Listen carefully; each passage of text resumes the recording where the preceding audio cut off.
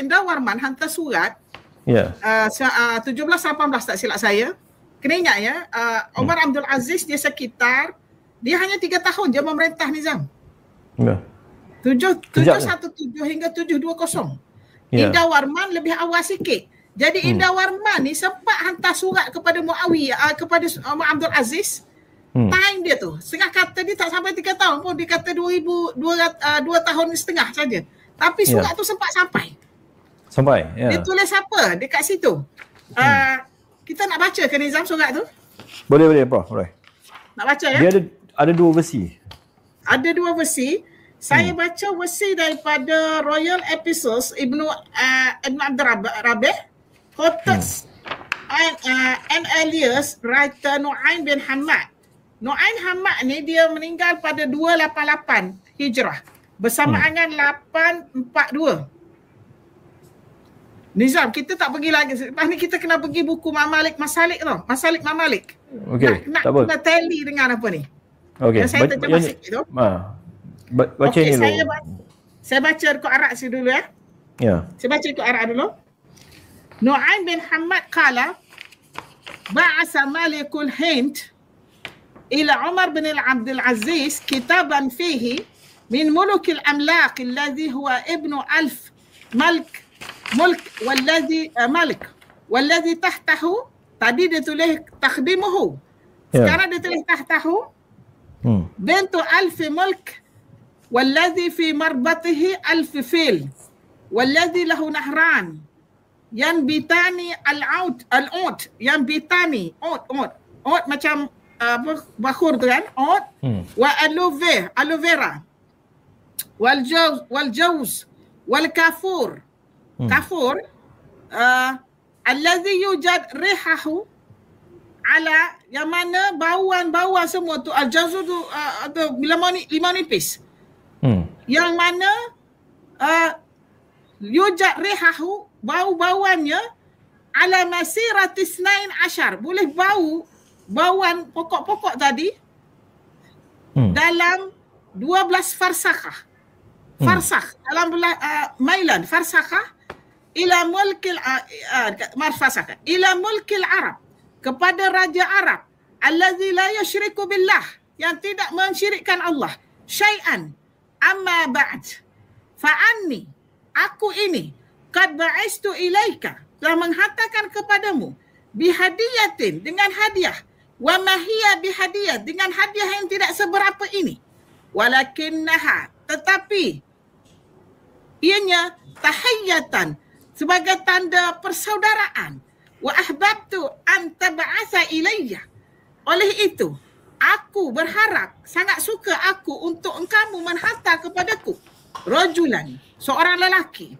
yu'allimunil islama, ajar kepada aku Islam, wa yuqafani ala hududihi, wa yu'lamani wa yufahimuni wa yu'allimuni yu'allimuni wa yufahimuni al-Islam, ajar kepada aku dan fahamkan aku Islam, wassalam.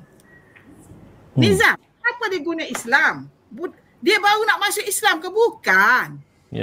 Nah, Islam itu sesudah Nabi Muhammad SAW. Belum itu dia sudah agama Hanif. Jadi kan nak sampai agama Hanif ni, maksud Rasulullah SAW ni, dia memberi ada syariat tertentu yang tidak ada lagi ketika sebelum dia. Yang mana Nabi Isa AS tak sebut lagi. Jadi dia ni datangkan, ada kata hajarlah aku Islam ni. Sebenarnya dia sudah Hanif. Dia nak menambahkan lagi apakah benda baru yang dihantar kepada Nabi Muhammad. Ingat tak Nizam, ada satu rombongan daripada kerajaan Sriwijaya nak jumpa dengan Nabi Muhammad SAW.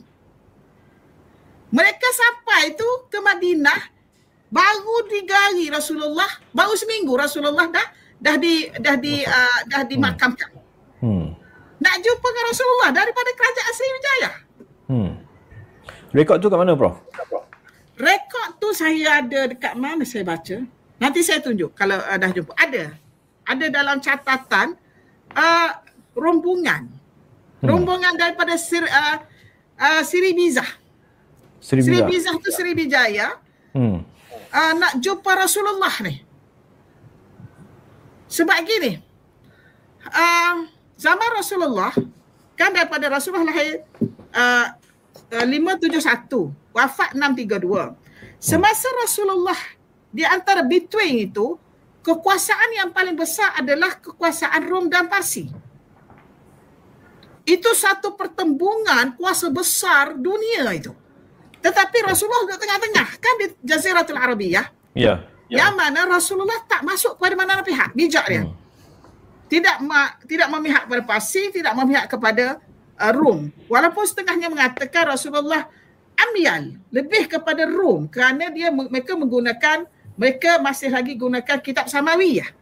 Tetapi Rasulullah menghantar semua surat-surat kepada Parsi pun dihantar, kepada Kisra Parsi, kepada Hercules pun dihantar. Kena ingat Nizam, kenapa Hercules tu boleh pegang Rom?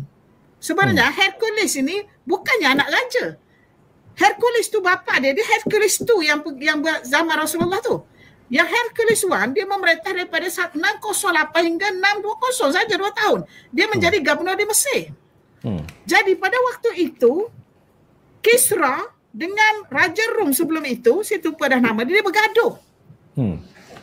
Dan dengan pertolongan Hercules ini, Hercules I ini, maka dia Raja Kisra yang baru naik ini berbaik dengan kerajaan Rom. Dia ada pasang surut tau, hubungan Rom dengan Parsi. Jadi apabila mereka berbaik, jadi Rasulullah SAW ni kan dia dah hidup dah masa tu. Para sahabat Rasulullah telah menyaksikan kekuasaan Rom dengan Parsi ini dan perkelahian mereka ni. Okey, bila naiknya Hercules yang kedua menjadi Raja Rom, Kisra ni, wakil Kisra ni marah sangat ke kerajaan Rom. Tak sepatutnya dia ni naik raja. Dia bukan raja. Rajanya Theodram yang kena bunuh tu. Sepatutnya anak Theodram lah yang kena naik. Jadi itu yang boleh bergaduh. Dalam keadaan ini, Islam di Jaziratul Arabiyah tu, Arab mengambil peluang untuk membuat isyarat. Dan bila Parsi pergi serang Rom, Parsi menang. Nak tengok macam mana Islam nak naik. Bila Parsi menang, tiba-tiba Raja Kisra meninggal dunia. Jadi dia lantik anak perempuan dia. Tu yang ada cerita, ada hadis la yufliha qaumun wallau amrahum imra'atan. Tidak akan menang sesuatu kaum itu yang melantik perempuan menjadi ketua. Rasulullah SAW itu buat itu sebagai taktik politik untuk melemahkan pihak Parsi. You tengok tak, dia sudut antarabangsa, dia punya perhubungan. Melemahkan pihak Parsi supaya Islam menang. Kan Islam kan lawan Parsi lepas tu. Sesudah Kisra lah yang mengoyakkan surat Rasulullah tu. Dia kata apa? Dia kata ada hati nak hajar orang daripada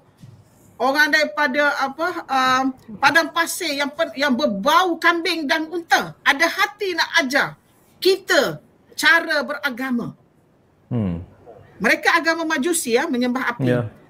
Jadi daripada situ Rasulullah taktik bagi word tu. Sebenarnya nak melemahkan pihak musuh, bukan bermaksud perempuan tidak boleh menjadi pemimpin. Pada hakikatnya. Jadi apabila berlaku itu, desakan daripada emosi semua, Parsi kalah. Betul. Apa yang menarik di sini ialah ketika ini ramai yang pergi membantu Rasulullah. Bila mendengar Parsi, Nabi Muhammad ingin menyerang, Arab ingin menyerang, berperang dengan Parsi, kemudian dengan Rom. Kawan-kawan mereka daripada alam Melayu ini mendengar benda itu dan ingin ke sana juga.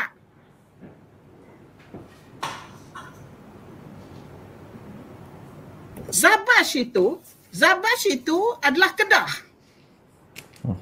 Nanti kita baca dalam Masalik Mamalik lepas ni. Dia sebut siapa raja pada ketika itu. Dan satu lagi, Nizam, saya ingat benda ni kena dengan duit Kedah Fulus tu. Yang tulis belanja Kedah Darul Aman, duit Fulus Timah Kedah tu. 118 Hijrah. 118 Hijrah bersamaan 736 Masihi. Makna 736 kitab Masarik Mamalik itu ditulis 748. Dan dia refer kepada tempat ni time tu. Yes, dan refer tempat kita.